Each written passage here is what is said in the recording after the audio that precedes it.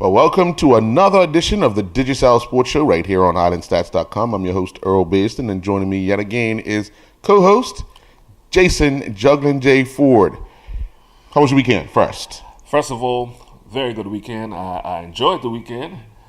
I was unfortunate I didn't make it up to the Bermuda friendly against Barbados. But somebody kept me abreast of what was going on.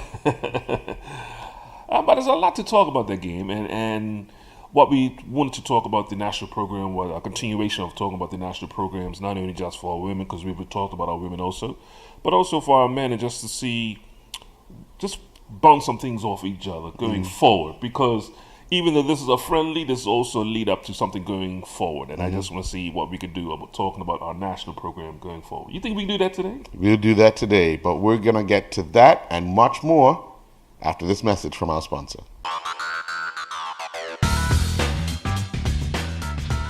You may have heard Digicel is bringing the only true fiber-to-the-home network to Bermuda. But what does that mean? Fiber to the home is the fastest and most reliable way to access the internet. And with Digicel's fiber internet, the fiber goes all the way into your house. It doesn't just stop at the street. That means you'll get consistently fast speeds you can rely on. Think of it as a brand new internet highway that goes all the way into your home or office, and you can be one of the first to enjoy it. Visit digicelbermuda.com/fiber to register your interest in Bermuda's only true fiber-to-the-home network. Well, yet another world title. Champ. History. 4 in a row. Who's ever did it? Just one person now. That's right. Yeah. And she belongs to us. I just go, Yeah. Flora Duffy won the Exterior World Championship on Sunday in Maui. And for the folks who are just tuning in, let's explain what the Exterior is, because it is a bit different from the last title that she won. Yeah, she's a 2-time triathlon champion, and she's a 4-time Exterior champion. Now, Exterior is a little different.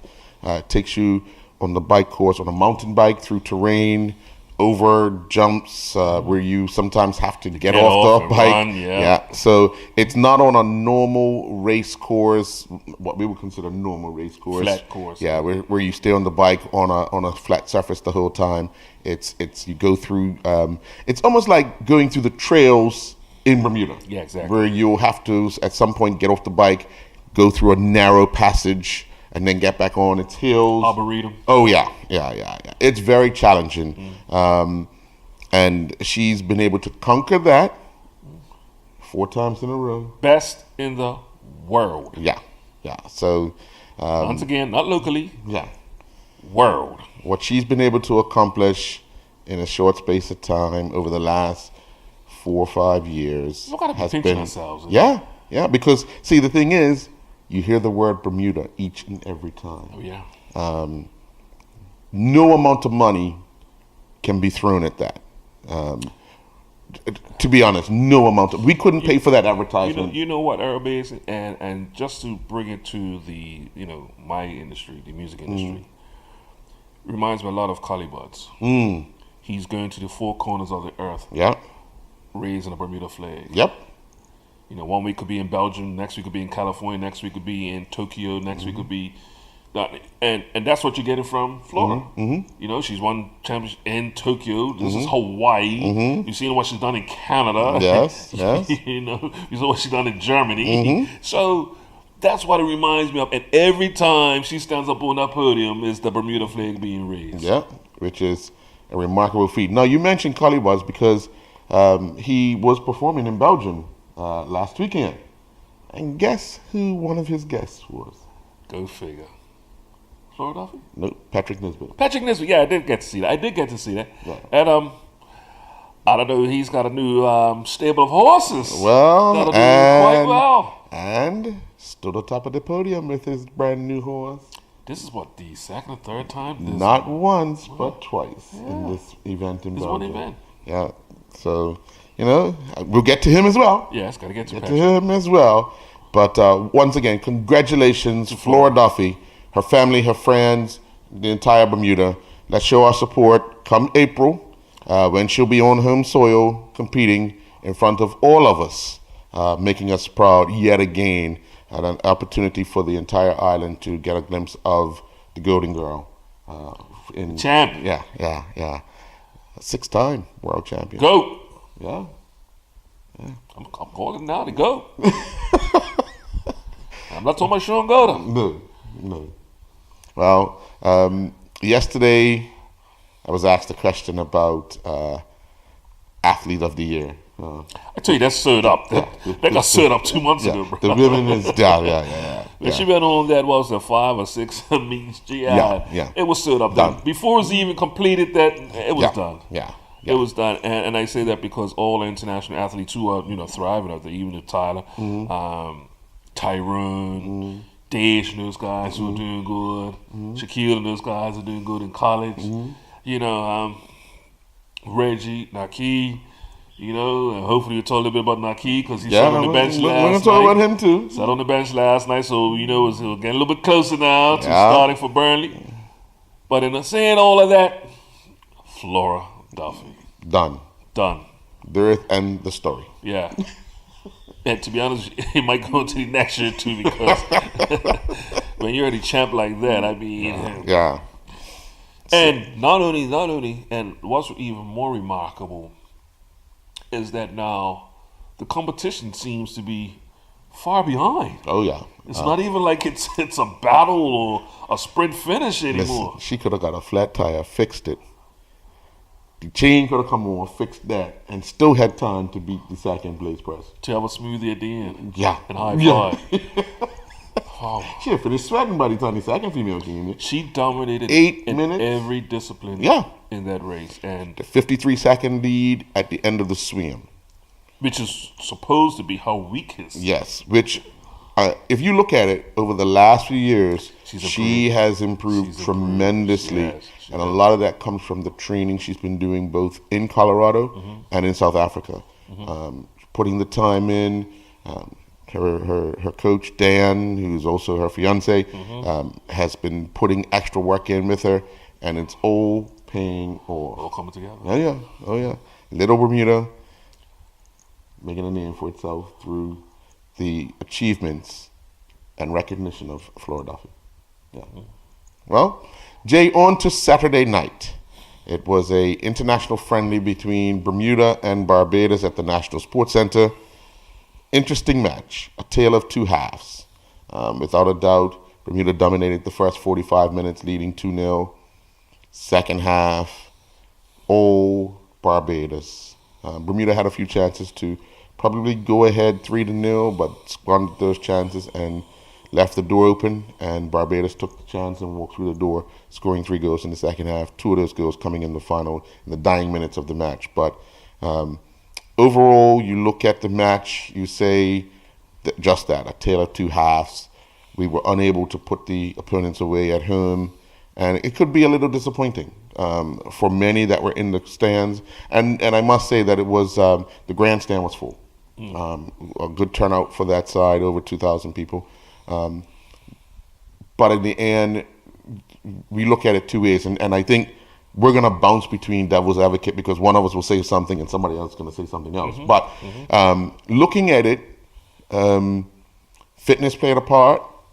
We heard from the coach, who also had other things in his mind about players needing time off the field to prepare for the next day for their clubs. All sorts of different scenarios came to play Saturday night. You want to get a view of the interviews first? Let's see the interviews first. Okay, let's go to the interview. First, let's go see the girls, 4 out of the 5 girls, and then the interviews with the Barbados captain, coach, Bermuda's captain, and coach.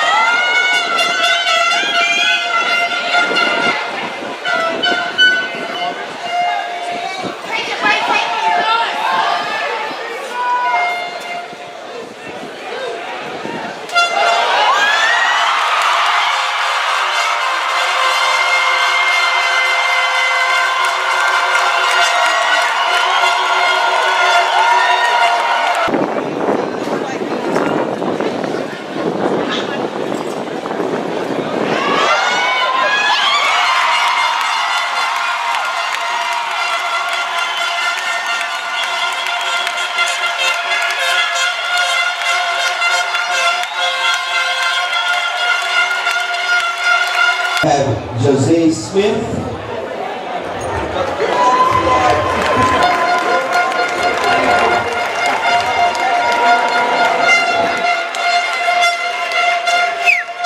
Let's have a round of applause for Ms. Smith.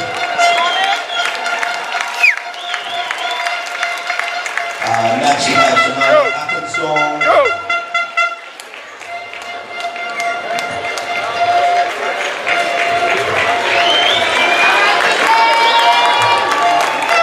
Then we have Shayshali Dooley.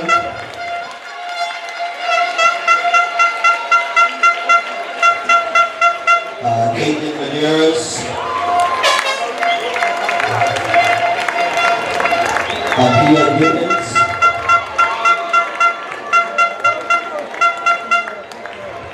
Kaylee Richards. Bazar East. Johnny Steve Hill. Emily Brown. Janae Edwards. Zamir Webb. Satya Virtual. Lindsay Pacheco. For Goodchild, Daya Balakot. The overseas players who are not here this evening are Tiana Mullen, Mia Christopher, Jaden Masters,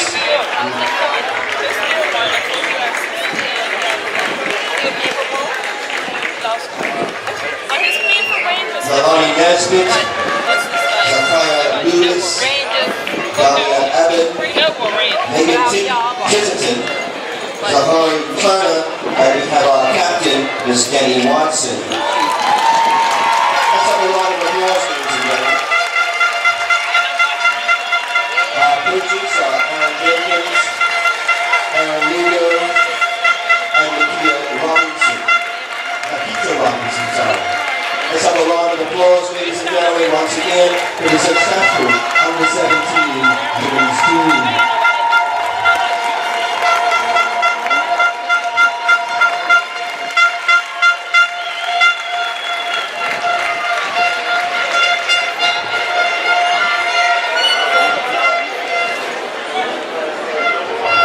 They'll be heading to Nicaragua in April, ladies and gentlemen.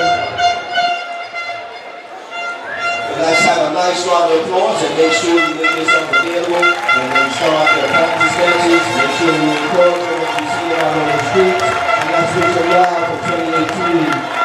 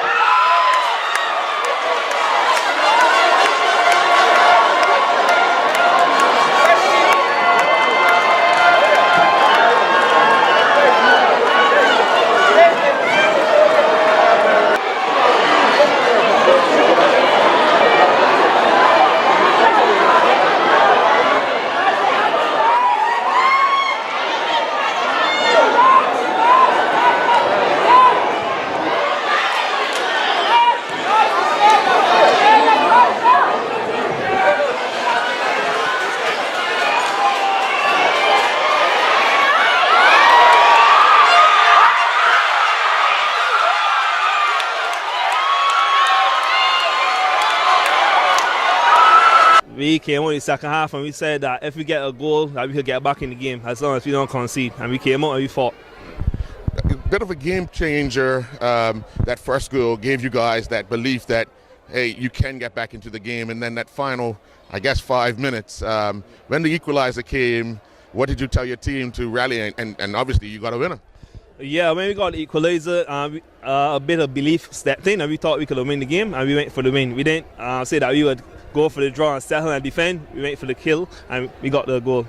So you go back, what's next? We prepare for, there's a CONCACAF tournament, I believe, like in March. We just go and prepare for that and hope that all goes well. All right, well, congratulations on your win in Bermuda. Thank you. Well, you do get your voice back. Yeah. Obviously, a huge win for Barbados here in Bermuda. But overall, your team performance. Well, I mean, to be honest, the first half, the first 10 minutes, we totally slept well. And there was not a lot of concentration. And after the second goal, we catch us together. So, yeah. And the second half, after the half-side speech, I told them, we are here on a mission. Our mission is to make an end the long waiting victory against Bermuda. That was our main goal, and thanks to the young gentleman, 16 years old, Deshaun Howell, we get that mission accomplished. Most of your team looked young. Is that a new thing for Barbados to make sure that you have some of these youth coming through the program? Yeah, I mean we are planning long term. So the national team have an average age of 21. And I mean, we have only 3 players who are older than 24. And our main goal is to bring the future, to plan the future in advance. So we are preparing for the Nations League coming next year. And in this team here, most of the players were also going to play the Olympic qualifiers. So we're talking from a long-term development plan in terms of national team. Did you expect more from Bermuda tonight? Well, I mean, I knew it. I watched it. So previous games against New York Cosmos or Canada or against Grenada. So I knew it that they like to press coming over the wing. So we were prepared.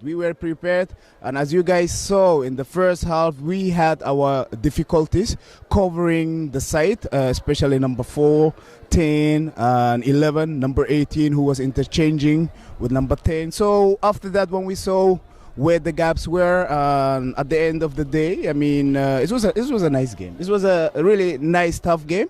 And I could feel the people here, the public, they really enjoy it. So it was a lot of spice in there. Well, congratulations. Yeah, thanks. It must be disappointing in the end after such a well-played first half with the team. Where did you think things started to turn for that second half? I think fitness played a big part. I think we started to get players going down with cramp, and we had to make substitutions. And then I don't think we stuck to our principles from the first half. I think we started to feel like the game was too easy, started to make silly errors, and they capitalized on our errors. So that's really what it boils down to. As a leader of the team, what do you tell the guys in the change room? Because we do have games next year, and we play this team again. Yeah, we play them again. I mean, we know that we were the better side. I just think we need to cut out silly errors and starting to feel like the game's becoming too easy. I mean, it happens in football. You start to take your foot off the gas a little bit, and you let teams back in. We knew whoever scored the first goal in the second half was going to be crucial. And they got the second goal, and they ended up getting momentum from that, and they ended up with a victory. In the second half, it seemed a very lethargic, sloppy display by Bermuda. What could you put that down to? You mentioned fitness. And anything else you think, was it complacency perhaps, or took the foot off the gas? Yeah, I think a bit of both. I think we started to feel a bit fatigue, maybe. It's a different environment, especially for the overseas players coming back to play. So I think a bit of fatigue, but mostly I feel like we felt the game was too easy, so we got a bit complacent, and we started to just sort of lay back and try to keep the ball in areas where we shouldn't keep the ball. I thought you had a very bright first half, Reggie. Second half, you looked frustrated yourself. Was that a little bit of frustration keeping from yourself, like players were making mistakes and getting sloppy? I think more from myself. I think I expected better from myself in the second half. The pitch is quite fast, so I'm not really accustomed to that playing over in England. So just trying to get used to that in the second half and trying to link up with teammates. But like I said, we got a bit complacent. We started to take more touches than we needed, and that's when they had a foothold in the game to press us and to get on the front foot. And your boys over in England ended up with a 2-2 draw. You go back, jump right back into it. How does this set you up? Disappointment and all, but you go back and you got to get right back into the swing of things professionally. Mentally, you're prepared for that? Yeah, mentally I am. I feel like even more so now because of the result of this game. Anytime you have a frustrating result, you want to get back out on the field to put it right straight away. I wish we could play Barbados again tomorrow. So yeah, I'm ready to get back out on the field. Can't wait to get back now and start training with my teammates. Disappointment at the overall performance, would you say? No, not at the overall performance. I thought first half we played well. We bossed the game, we controlled it, and at little signs in that game, we said if we become complacent, which we did, we became complacent, and it gave them a little foot in the game, and they got that. And we always said, we need to get that third goal. You know, if it's going to be a third goal in the game, let it be us. And they got the second goal. They got to halftime, and they came to grips with how we were playing. And we just never adjusted to them kicking the ball and picking up the second balls. Even we talked about it. And they forced us back. I mean, credit to them, they forced us back. And the second goal that they score it's a mistake from our behalf. We make a bad back pass. You know, the goalkeeper has a heavy touch. They close in, and the rebound goes in the goal. You know, and yeah, we were disappointed with that. But I mean, it's a friendly game. Yes, we want to win. I thought we had controlled the game enough to win it, but we just didn't put a couple of those other chances that we had in, you know, first half to really put the game beyond doubt. So that's disappointing in the sense. Players gave a lot. Couple of substitutions that came on. Terrell, he tweaked his hamstring. Coming on, I said to him at halftime that he'll be coming on 5 minutes into the game. I mean, we can legislate for things like that. I thought Willie played well, but you know, it's just unfortunate what was going on in my mind. You know, with BA playing tomorrow, that has nothing to do with this game. But we're 2-0 up, and you think, you know, I'm thinking about them. You know, because he is playing tomorrow. And I was also thinking about Dante Brangman, who is playing tomorrow.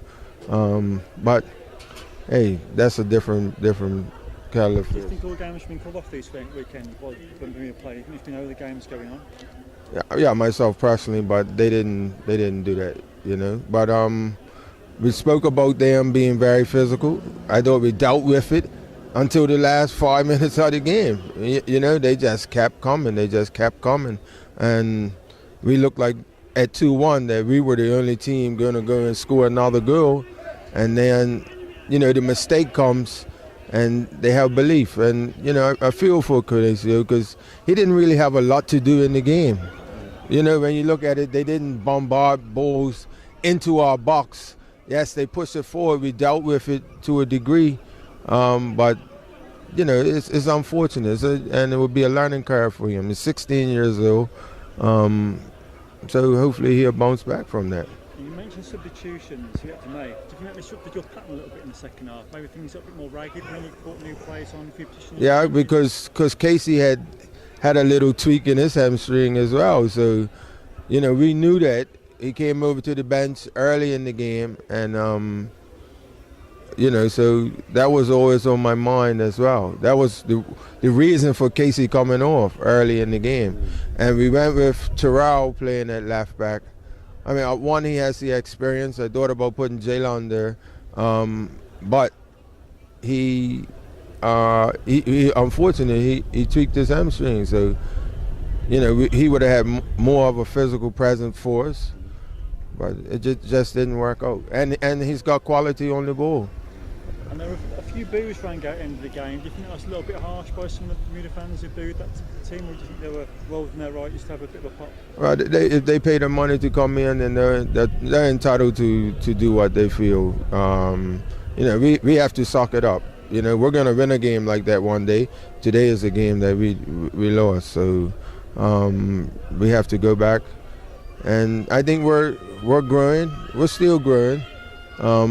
We could have done better managing the ball better, but that's the way it is. And like you said, few players making the full debuts, and Marco, I think that's the first game he started for us. Conacio, those are pluses when I have to look back at it. And at the beginning of the game, I thought we were on the front foot, playing front foot football, and it's gut-wrenching when you lose a game like that, 2-0 up, and Was it almost too easy at the start a little bit? Did you guys maybe let a little bit of complacency, took the foot off the gas a little bit because you were playing so on the first sort of half hour, 40 minutes, and then second half maybe a little bit left? Yeah, we talked about it on the bench, and we said while we're playing well, we need to score. Because every team has a chance in a game. They have a little foothold at this level, and they're ranked above us, and they showed why in the end, because they kept going. I think man for man, we're probably technically better than them, but on the day they beat us. You may have heard Digicel is bringing the only true fiber to the home network to Bermuda. But what does that mean? Fiber to the home is the fastest and most reliable way to access the internet.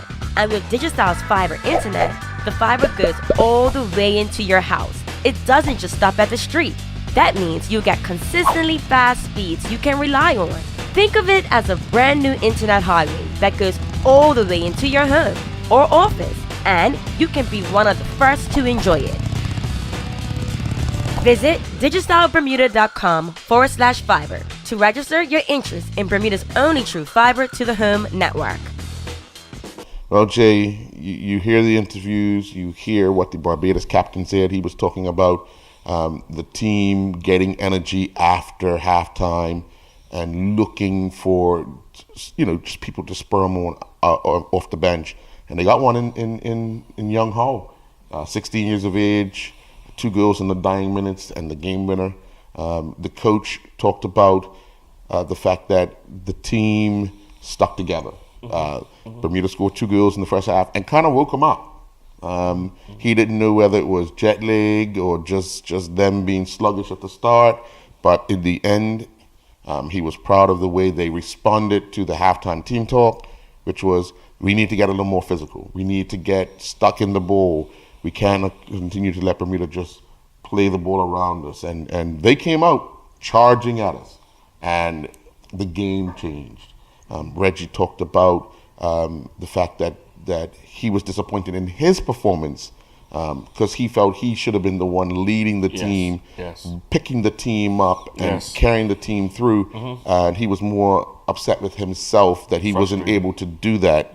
And of course, Kyle talked about, the tale of two halves, and the fact that he was looking out for a few players looking to play the next day, which becomes, for me, a problem. And I see your reaction. So where do you want me to start with? You start, you go wherever you want to go, brother. Let's start with that last point, because this is it's hard when media, fans, and clamor for pride, playing for our country. That should be the utmost achievement to be capped. We talked about this on the last show, to be capped, to play for our country. But then we'll have coaches or administrators of local teams more concerned about a Sunday afternoon match, first round of the FA. If you cannot win the first round of an FA, how far do you think you're actually going to go? With 2 players playing this squad. 2 players. Sorry. If that's the case there, withdraw your players? Withdraw your players. Withdraw your players. Because you're not only put that in the coach's head, you also put that in the player's head. And he will not give 250%. How could he? Yeah. How could he? Because he's always going to have one eye on the next day. Yeah. Yeah. And I'm not saying that happen, but that breeds the atmosphere for it to happen. Yes. We have to take it serious. Are we going to say we want our players respect the national team or platform, no matter what sport it is, for what it is, or we can pick and choose when we want to be patriotic? Yeah. Well, and even though it's a friendly, and I'm going to say even though it's a friendly, because with these friendlies, once again, and we talked about it in any other shows, what the objective of the team will be for the friendlies. Okay, the objective could be plain and simple: let's get fit. Right. We're gonna play a physical side. Let's go get fit. Let's test our physicality against a team that's on par with us. Because Barbados is basically on par with us, and actually probably, well, they are ranked ahead of us. Okay, so let's see where we stand, because we've been playing teams below our standard in the so-called rankings. Right. So let's see where we stand as far as physicality. It could be something as simple as that. Getting the guys back together. Because we keep saying, when's the next game? When's the next game? Yeah. So the administration gets these games for players. And then has to fight a battle. But then you gotta tell me, huh? About a who? Now you gotta be kidding me. And you almost just, as a coach, just want to just throw your hands up in the air like, okay, so what am I supposed to do? So, what, I don't start him, or do I bring him off, or what if he's giving too much energy in the first half? Should I, what are we talking about? Right, and we have to remember that people have their own opinions. Oh yeah, let me say, it's just my opinion. It's just my opinion. Because whilst we were interviewing Kyle Lightbourne, that question was put to him about Sunday's games and should they have been called off, and he said, my personal opinion, yes. But then the clubs have previously agreed, not the BFA, but the clubs have previously agreed that if it's 4 players in the national program, that game could be deemed as being one to be considered to be called off. No team had 4 players. No team that was in the match on Sunday. Look, I don't give a about that rule. Yeah. And I'm gonna be real honest with you, because take for instance somebody like Reggie Lamb, who has far much more to lose. Yes. Because he's playing in a professional outfit. Right. Give up a Sunday game. He starts on the not only a Sunday game, also a Sunday paycheck. Yeah. Because it's a paycheck that he gets. Right. Zico Lewis, even though he's not a starter like Reggie is, but he's still fighting to get to the upper level. Yeah. For these guys to make that commitment, and I'm pretty sure if they're saying they're making this commitment to come back, I'm pretty sure they want that from their teammates. And it's not to say that these players didn't give the all. I don't want to ever say that these players don't go there and give the all. Right. Right. But just human nature, if you're being pulled from 2 sides, one of them's gonna get torn. Yeah. So, but going forward, what's going forward? Going forward, as far as the game itself, Earl, it just seems very out in the barometer. Yeah.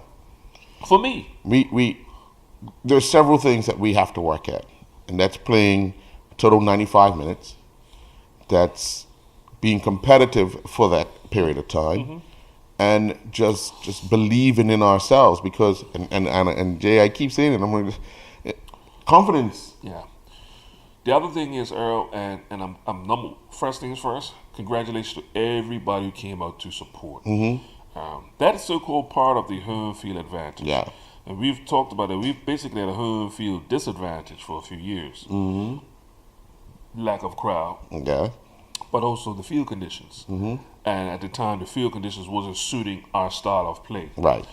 The field's very fast. So we have to have players who are technically good with the ball and receiving ball. Yeah. Because the ball, the slightest amount to do, it's getting off and it's gone. We gotta have fast players.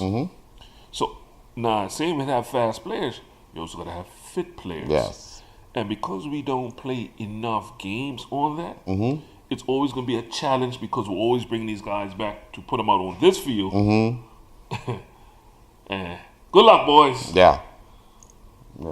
Now, let's talk about a little bit of the Barbados side, because We talked about this team is ranked higher than us, Mm-hmm. but they chose to use a lot of the under 23s. Yeah. To come down there to see where they are. Because for them, it's an international friendly, and they're preparing for the Caribbean Cup, which is next year. Mm-hmm. Any chance they get, they're using these guys that they're going to use in that cup to gain that experience and exposure. They have to learn how to travel. Yes. They have to learn how to be disciplined. They have to learn, and this is part of their process that they used for this trip. We have a return leg in June, but they're got things planned out for them for next year. And speaking with the coach, he says, we're gotta use these youngsters because we have to look within first, and then we look out. Something just reminded me of a conversation that you had with the technical director, Maurice Lowe, probably last year. I believe he went to, I want to say Mexico, one of those countries, a lot of all these other countries, and it basically had a powwow. Right. Of the things they do as far as training, preparing for tours and stuff, and basically networking and gathering information.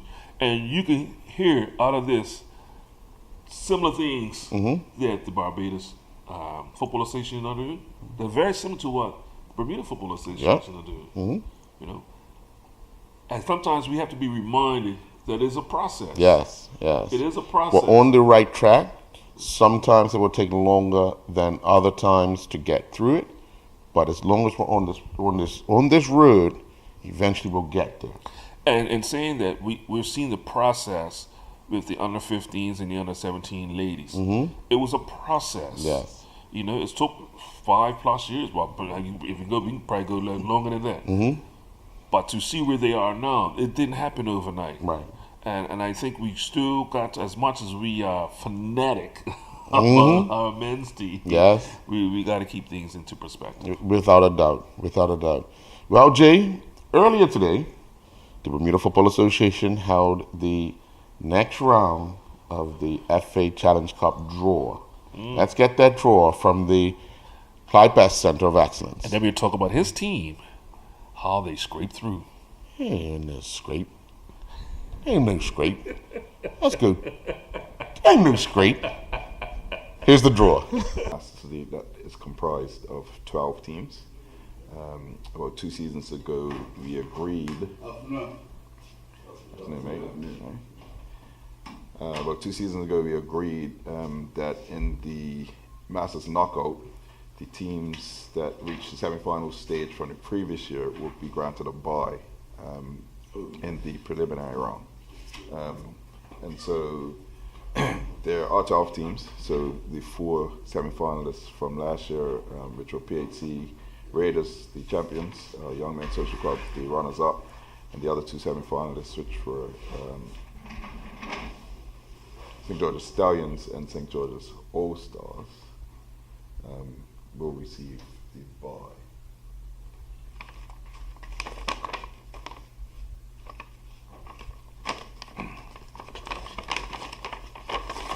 So to make sure we don't go to the issues that we had last draw, we got Wolves back, Devonshire Colts All-Stars, Hampton Parish, St. David's, North Village Rams, Prospect United, Somerset Extras,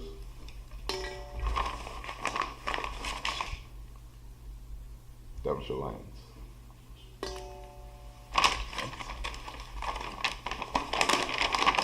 These matches will be played on Saturday, November 11th.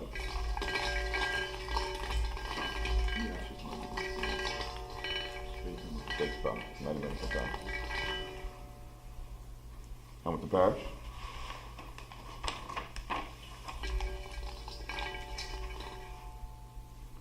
St. David's.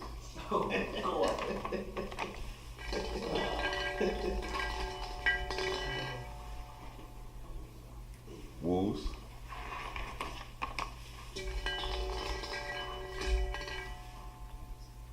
Somerset Extras.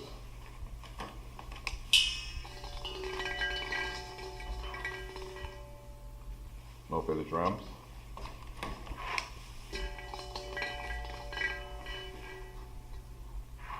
Devonshire All-Stars, Devonshire Colts All-Stars.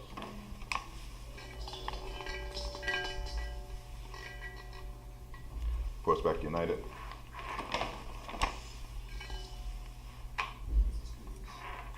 Devonshire Lions.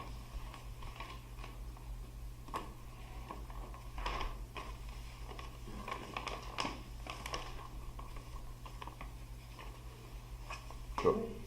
So, full Masters knockout draw. Hamilton Parish versus St. David's at Lords. Wolves versus Somerset Extras at Devonshire Rack. North Village Rams versus Devonshire Colts All-Stars at Bernards Park. And Prospect versus Devonshire Lions at Police Field.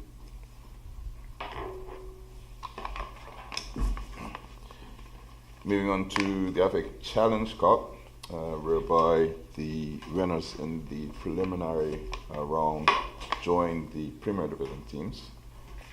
We have Boulevard, Devonshire Rack, Flanagan's, North Village, PHC, Robin Hood, Somerset Cricket Club, Western Stars, which is Dendytown, Crossroads, Young Men Social Club, BAA, Southampton Rangers, St. David's, St. George's, Wolves, and Paget.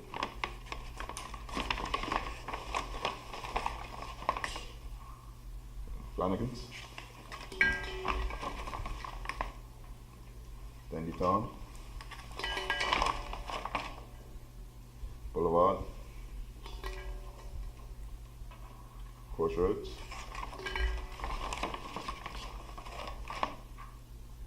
Paget,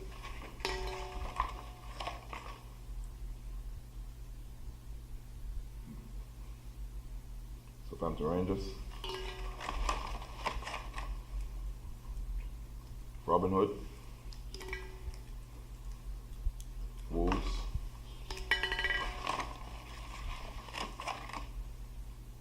Devonshire Rack, St. George's, Young Men Social Club, Somerset Cricket Club,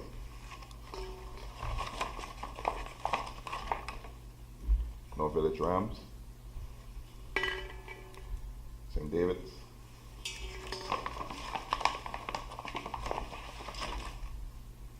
BA,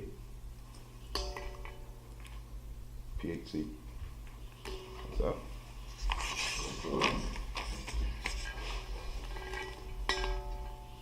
Yeah, we told it then. Okay. So these matches will be played on the weekend of January the 13th. So depending on the draw, we may have some night games and we'll spread them about accordingly.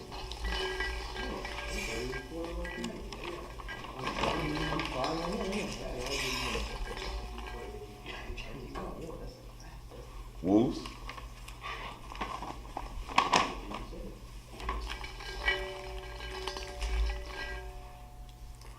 versus Dendytown.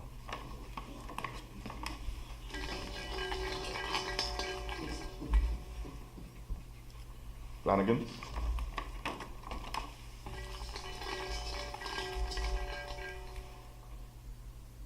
versus Robin Hood.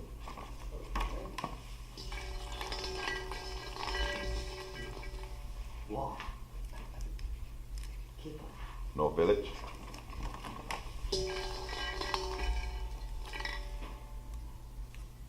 versus St. David's.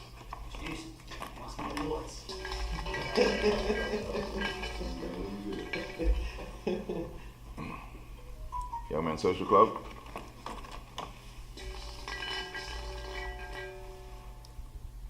versus PHC.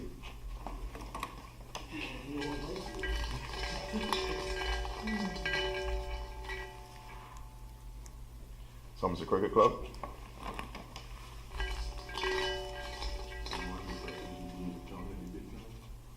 versus St. George's.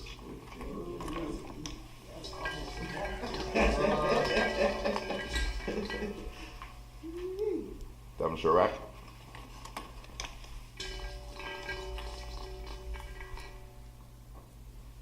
versus Southampton Rangers.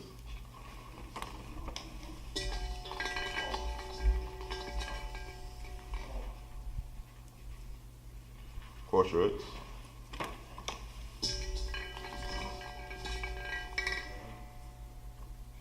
Versus Paget.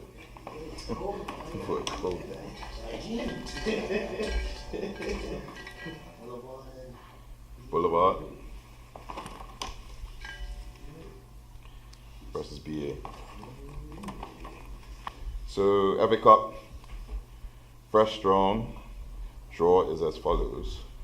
Wolves and Dennytown at Devonshire, Flanagan's versus Robin Hood at BAA, North Village versus St. David's at Bernards Park, Young Men's Social Club versus PHC at Police Field, Somerset Cricket Club versus St. George's Cricket Club at Somerset, Devonshire versus Southampton Rangers at Devonshire, Crossroads versus Paget at Garrison, and Boulevard versus BAE at St. David's. Questions? Concerns? Other than OJ? I have a question. There was a bit of talk about matches played, the FA matches played this past weekend, coming from an affiliate. Yeah. From the competition's point of view, how would you address the situation? Sure. There's been much discussion on this topic over the last season, at least. I've actually brought it up in an executive meeting because I had concerns about how we treat this scenario, and we've even looked to have some discussions throughout the region. The unfortunate thing about us is that many of our international matches are played outside of the FIFA window, international window. We play international matches when we can get them. And it's quite difficult to make amendments to the schedule when the national team is playing, particularly in a friendly match, because we play from September to March with a tight window when it comes to rescheduling of matches. And so if you reschedule one match, then you're perhaps throughout the course of the season forced to reschedule all. So we tried to put a framework around it a few seasons ago. Whether that framework's right or wrong, we continue to have a look. But the framework we have put in place is that if you have 4 more national team players participating, then we will give consideration to postponing a match. And we've applied that rule across the board last season in many instances. We've had a few requests last year, particularly when the under-20 team traveled to Costa Rica last year. That would have put us in a serious situation in that if they were successful, they would have been going for about 3 weeks.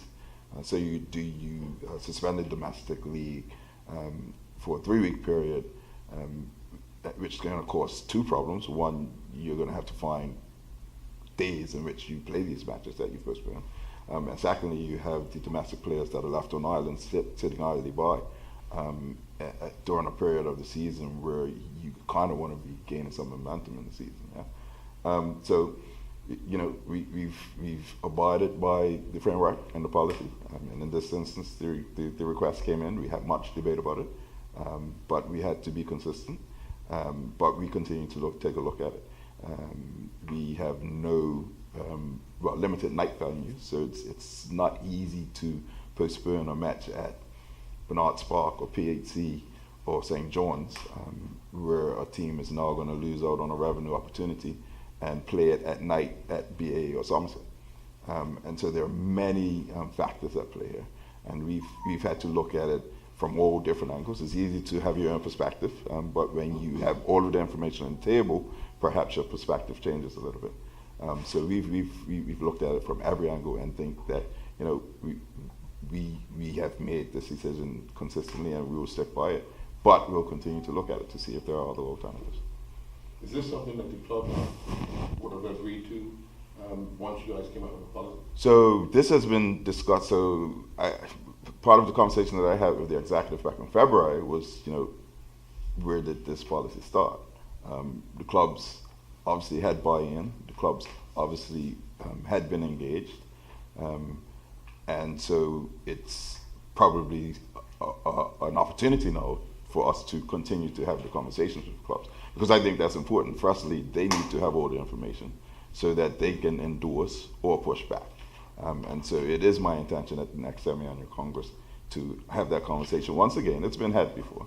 And I mean, what I found over the course of last season, when I had conversations with clubs and coaches, they actually understood and they got it. And so now that we have another club that perhaps doesn't feel the same, then we'll have the conversation again. Yeah. Do you think that particular club or any club that has these type of ideas or disagreements with any such matters with the association should bring it to the association? Absolutely. At the end of the day, we represent them, yeah. And so the clubs have entrusted us to run football. If they think that we're making decisions that aren't in their best interest, it is their right to challenge us and have a conversation, in the right forum, and then we can sit down and we can explain our position. And if the clubs feel strongly enough about it, they can call us to the table. So that's the framework in which we work.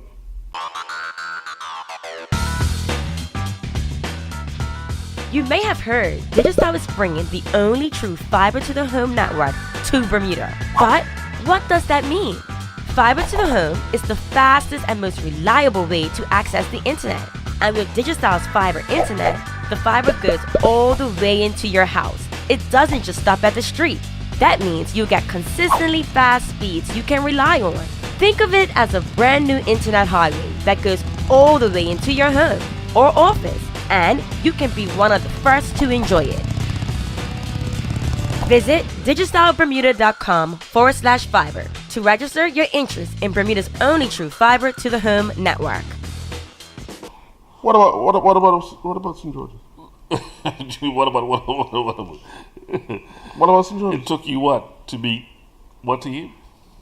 40 Kings, Who is Corona League team, with a bunch of former Premier and First Division players. older players. Oh, no. Any older players? You're calling Kaiwan Franks the older player? You're calling Gray Brewers the older player? You're calling Aquino Grant? I'm had enough of this one. I'm getting on to a lower division. Yeah. Well, they had enough of the training aspect. And that's what it But is. these boys are playing. They just don't want to train no more? Yeah. So that means they definitely ain't fit.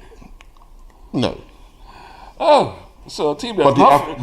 But you knew the FA But a team that's not fit, it took you 120 minutes, all right? to beat them. Yeah, hey. It's one of those things where, see, this is what happens when teams don't pay attention when the draw is made. They thought at the 90 minutes, we take them a BA and we'll handle them.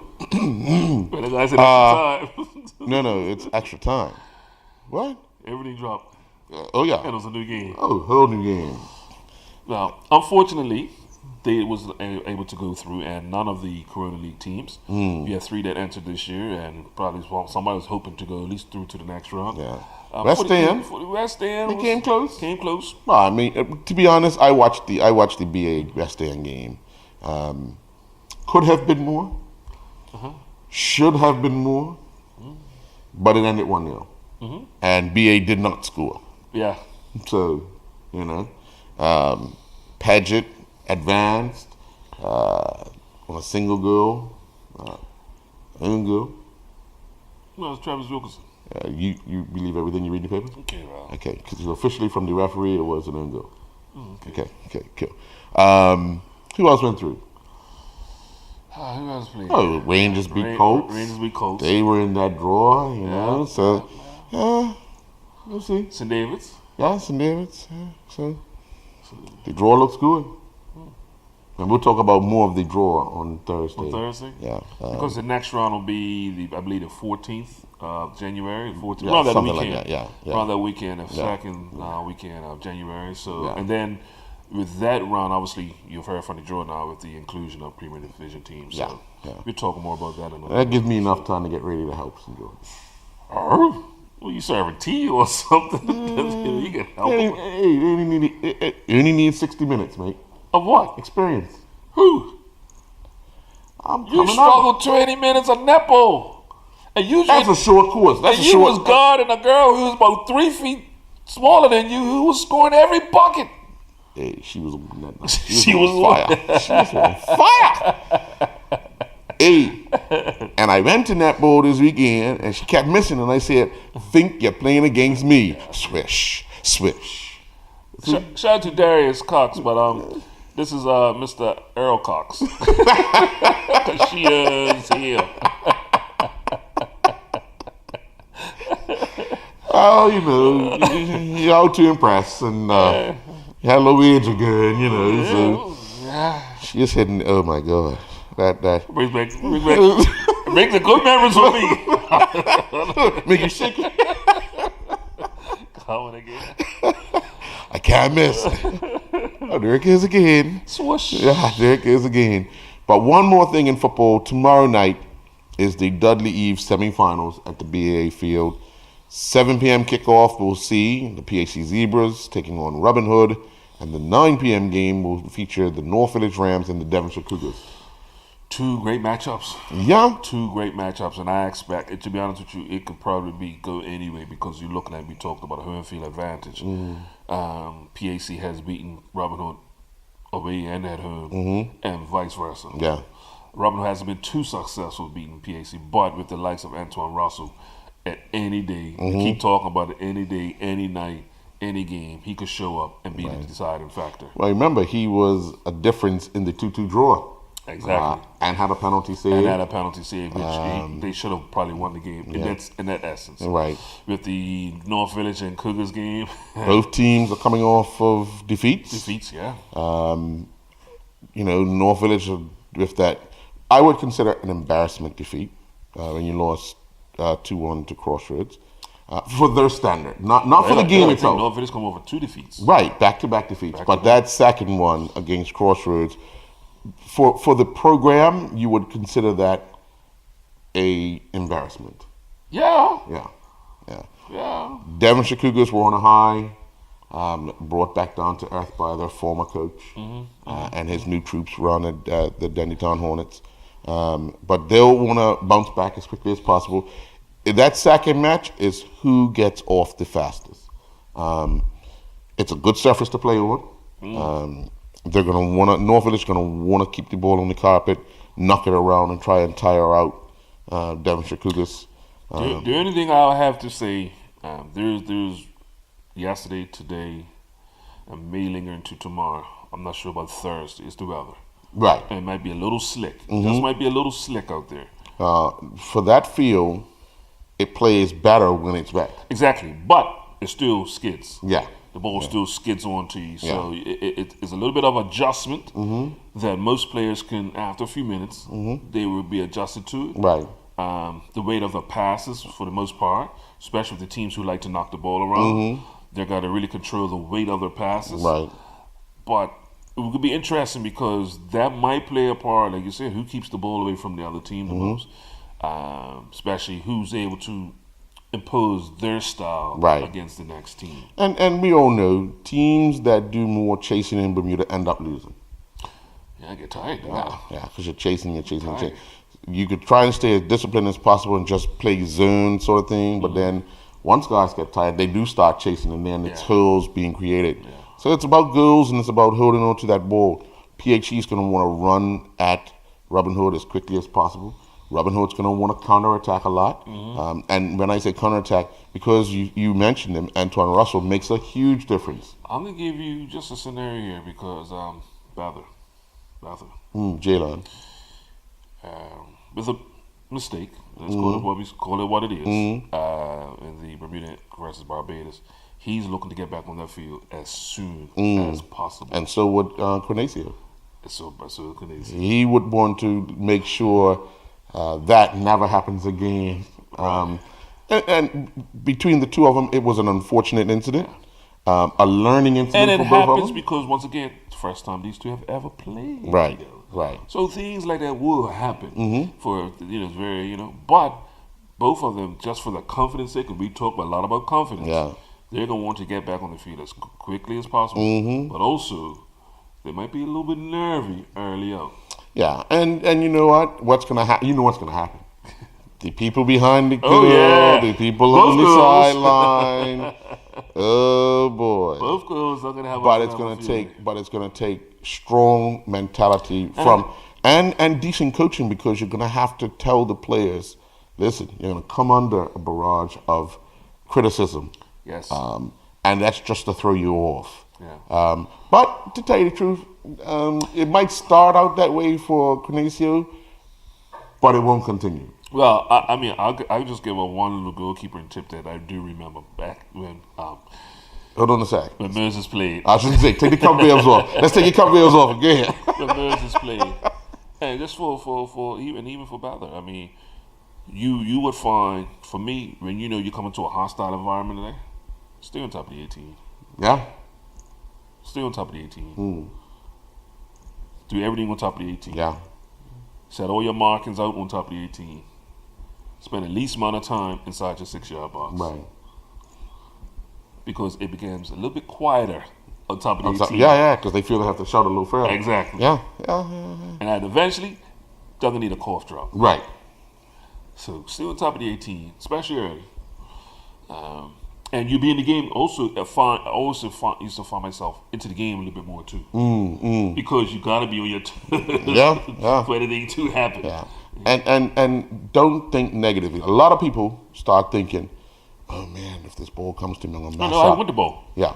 I want demand it. I want the fresh shot. Yeah. I want the fresh And shot. then I this is how I used to play and even tell players, listen, if you notice somebody's having a bad game, confidence is all in the pass. Yeah. So when they get the ball, Early. run to them. Yeah. Let them make a 5-yard pass to you. Give them back the ball. Yeah. Somebody else run to them. Let them make a 5-yard pass. Give them back the ball. And then that person will turn around and make a 10-yard pass. Yeah. Confidence is starting to grow now. Yeah, But if everybody stays away, You want everybody scared to pass or even play. Yeah, you can't do that. Yeah. You can't play this game like that. yeah, So you need everybody on the field. I'll be looking for those two individuals to get the ball early, Yeah. if possible, even if it's a back pass and get Yep. to feel the ball, whatever the case may be. Yep. But good luck to both those guys, and I can't wait to see what the score is going to be. Yeah. You may have heard Digicel is bringing the only true fiber to the home network to Bermuda. But what does that mean? Fiber to the home is the fastest and most reliable way to access the internet. And with Digicel's fiber internet, the fiber goes all the way into your house. It doesn't just stop at the street. That means you'll get consistently fast speeds you can rely on. Think of it as a brand new internet highway that goes all the way into your home or office, and you can be one of the first to enjoy it.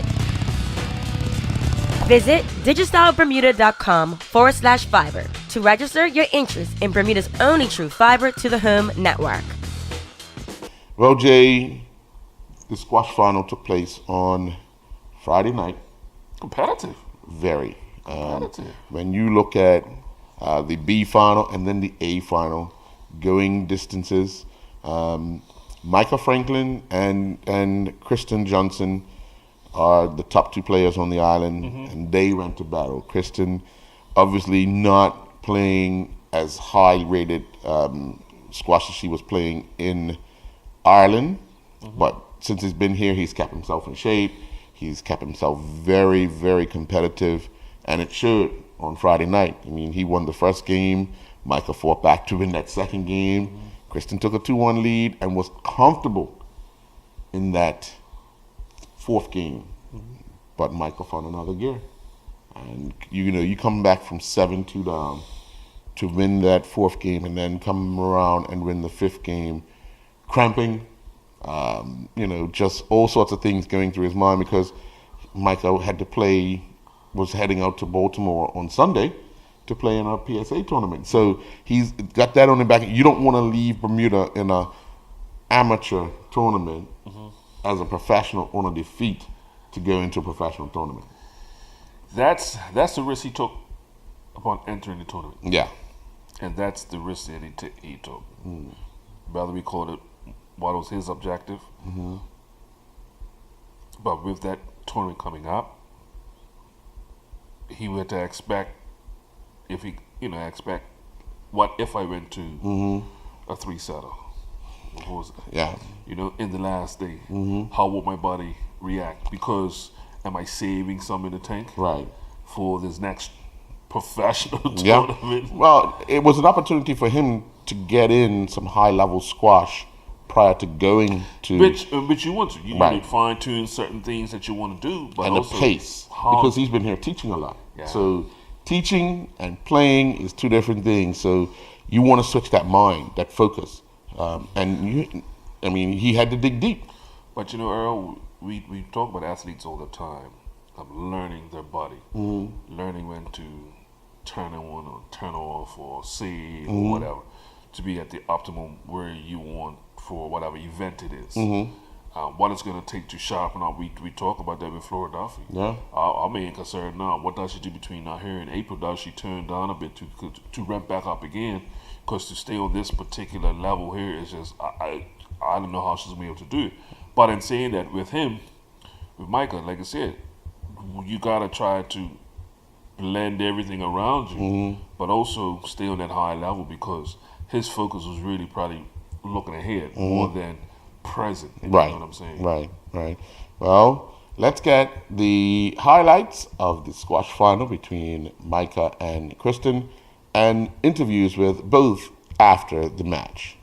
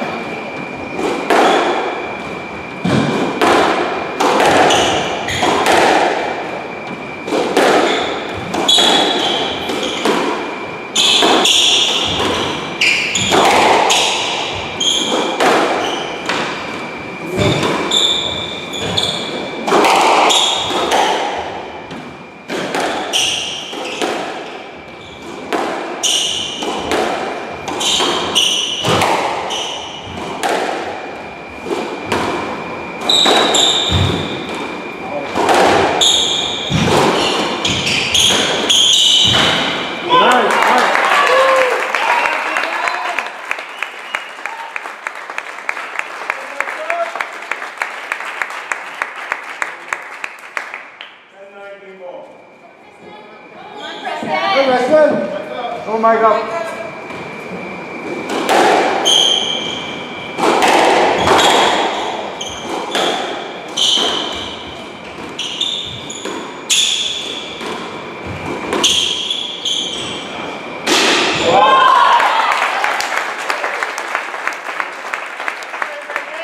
Kristen, that looked painful. Yeah, massively. I think that was nearly an hour and a half, wasn't it? Yeah. 90 minutes worth of squash.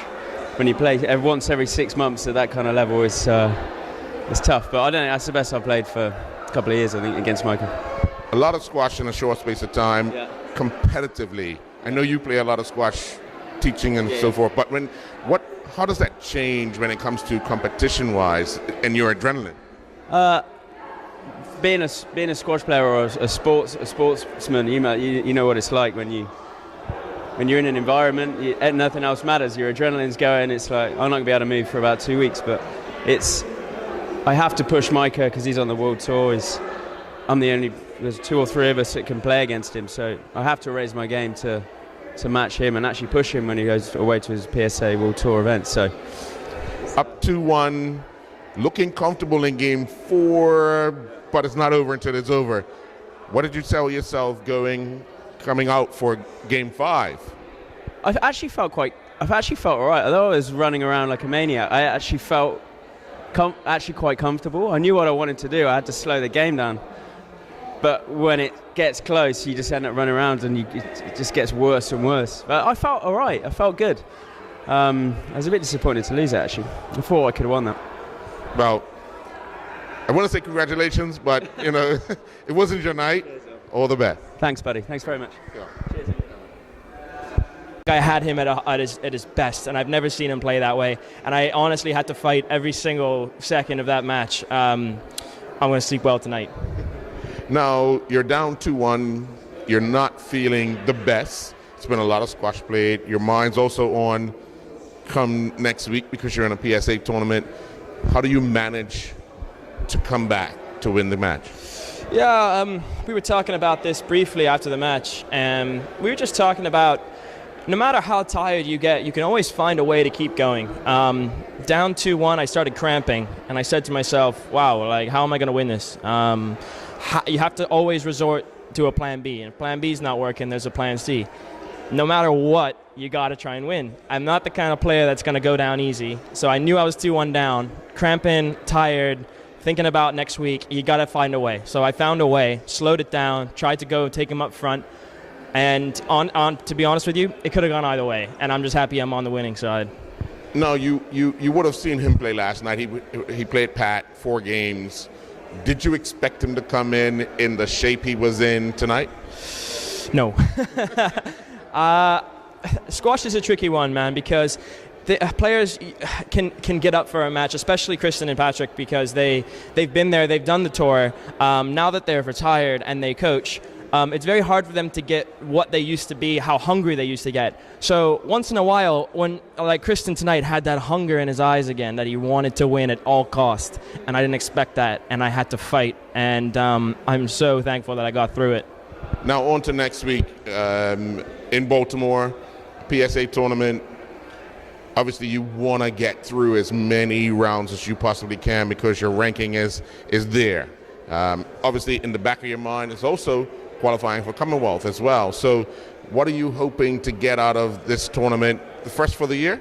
Yeah, that's right. Yeah, first for my season. Headed up there on Sunday. I have to go through qualifying. It's a really strong event. So when I usually go to an event that I'm having to do qualifying, my first goal is just to qualify.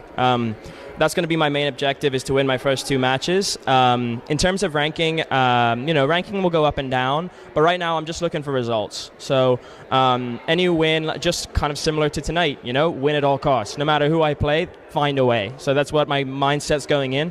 I'll probably be sore tomorrow, go jump in the ocean, eat a good meal, drink a lot of water, and bounce back for Monday. You get on the plane on Sunday, but you must be feeling good about yourself after finding a way, digging deep tonight, because it weren't just the opponent, it was your body. Your body gave you the cramps, everything you had to fight against. So do you feel you're mentally tougher now than you were, say, a year ago? Oh, yeah, 100%. I'm learning new things about myself every time I play. I'm improving constantly. Since I've been on the island, coaching hasn't let me down. I've been coaching as well as continuing my training.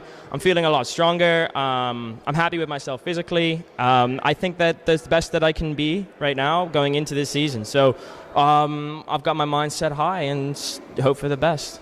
Last question. A junior winner 10 years ago, a senior winner 10 years later. How special is that for this particular tournament? And the company that started, although under another name, still is involved. Huge thing for the squash club to have not only Rubis, but Shell before, having their continued support now since I was 10 years ago, since I was just starting playing squash to now. Awesome. It's like, for me to continue winning this event is awesome, but it's just I'm just so thankful for them to continue what they are doing to help. I'm so grateful. I hope that there's many more years to come, and I'd love to see it one day. We have 2 juniors winning tonight, maybe 3 juniors winning tonight. We'd like to see them do the same maybe in 10 years. All right, well, congratulations. Good luck next week, and we'll be in touch with how you're making out. Thank you very much. Cool, man. Yes. Stop.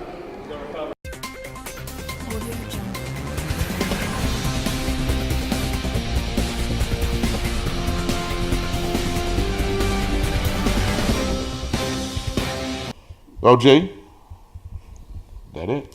Before we go, shout out to Duval Wally. Yeah. Playing for Arkansas. They got a 1-point victory, a little miss. But a win is a win. A W is a W is a W. He was instrumental in actually getting a win, receiving a touchdown. Mm-hmm. Normally we probably hear him rushing for a touchdown. Yeah. Rush for about 52 yards or for 12 carries, but actually 2 catches for 20 yards and actually had a touchdown. So we're just keeping our eyes out on who's playing the SEC. That's right. Yeah. Saturday afternoons, and my eyes all over the place Sure. trying to keep up with all these youngsters. Well, George Roberts played for Delta State. They lost 20-7 in their final game. See, it's hard to watch it because he's just an offensive lineman. Yeah. I'm not gonna say go block. Yeah. Go take down. Yeah. You slept the guy around. You sat on him. I mean, that's just. But again, that's a big fella, man. That boy he big. walked into a room. That boy big. What you need, sir? It gets dark.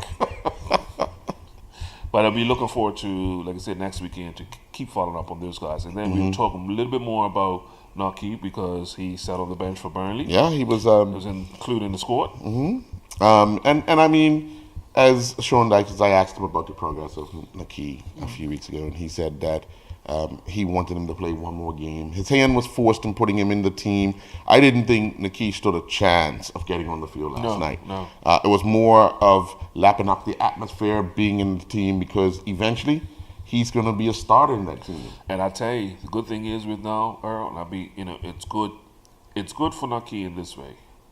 He's going to have to fight because they are winning and scoring goals with the gentleman that they have who's starting now. Yeah. So to bring these guys out without injury, he's going to have to fight, and that's going to make him raise his game. Because we know when he's been given a challenge, he stands up to it. So I can't wait. We talked about that November-ish probably, and I'm thinking more of December as far as starting. Right. Because when they have a bunch of games in a short amount of time. But I'm pretty sure for him just to walk out with the first team, first time. Well, also, Nathan Trott. Yes. Remarkable game against Man City on Saturday. Playing for West Ham's under-23 team. 23s. They defeated Man City 2-1. Speaking with his dad, who was at the game, said that was probably the best he's seen Nathan play an all-round game ever. Nathan was called upon several times to deny Man City. Late in the game, it was I think it was like 2 minutes to go. Guy had a breakaway. Nathan stood tall. And blocked shots, and I want to just keep this in perspective in context here. The under 23s is not all under 23s. No, there are also fringe players from the first team. Yes, who are looking to get back into the first team. So we just talked about Naki. Naki will be playing for the under 23s for Burnley. That's right. Even though he's not under 23. Well, I knew he was in the squad yesterday because the under 23s played yesterday early. And Naki wasn't in that team. Yeah, so once I didn't see his name there, I knew automatically Naki was in the team for the and these are the competitions, and these are the guys, and you talk about Man City, who's on the top of the English Premier. So you know the type of quality they have, not just on the first team, but also the reserves, what we call the reserves. But what is the actual under 23s? So with Nathan coming up, a great performance against great competition, we're just looking for that day now for him to wear that first team jersey. Not far away. Not far away. Not far away.